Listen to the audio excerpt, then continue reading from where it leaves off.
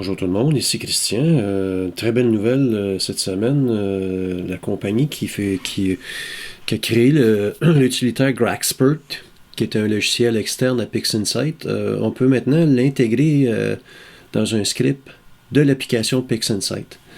Donc ici, je vais vous montrer une image en Soufre 2. Nous avons Caldwell 4, l'iris.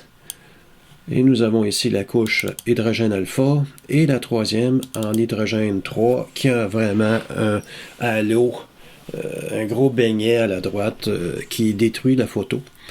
Ce qu'on va faire, on va quand même combiner le tout pour faire une palette Hubble avec le rouge en S2, le vert en HA et le bleu en O3. J'applique globalement pour créer mon image.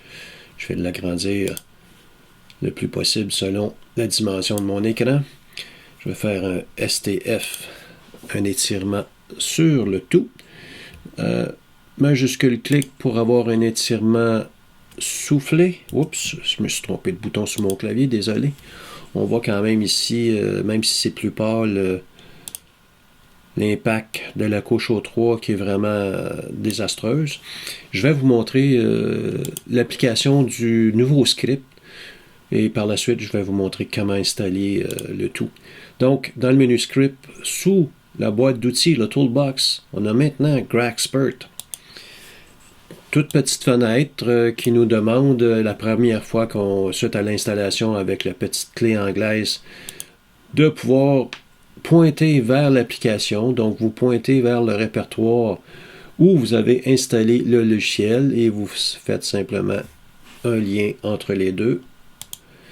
Et il a vu que j'avais l'image 07 qui était ma combinaison. Je vais faire une correction en soustraction. Je ne veux pas toucher au bord pour avoir du smoothing, dégradé, un gradient de smoothness, et je l'applique tout simplement. Et vous voyez ici à travers la console que le logiciel va être activé et il va faire son travail avec des méthodes d'intelligence artificielle. On n'a aucun paramètre à activer, à actionner. Je vais enlever le chaînon pour pouvoir faire un étirement un peu plus poussé et vous voyez un très très beau travail, c'est vraiment impressionnant. DBE, un compétiteur vraiment très très très sérieux et vous avez la chance de pouvoir utiliser ce très bel outil. Le lien pour pouvoir aller chercher l'application sera dans la description de la vidéo. Et comment fait-on pour installer? Une fois que vous avez téléchargé l'application installée sur votre ordinateur, vous allez dans PixInsight au niveau des ressources, au niveau de Update. Vous allez gérer les répertoires pour ajouter le lien qui sera également dans la description de la vidéo. C'est www.iDeviceApp avec un s.de /PixInsight/Utilities. Vous ajoutez ce répertoire. Par la suite, vous retournez au niveau des ressources pour vérifier si vous avez des mises à jour. Et il va trouver le nouveau répertoire.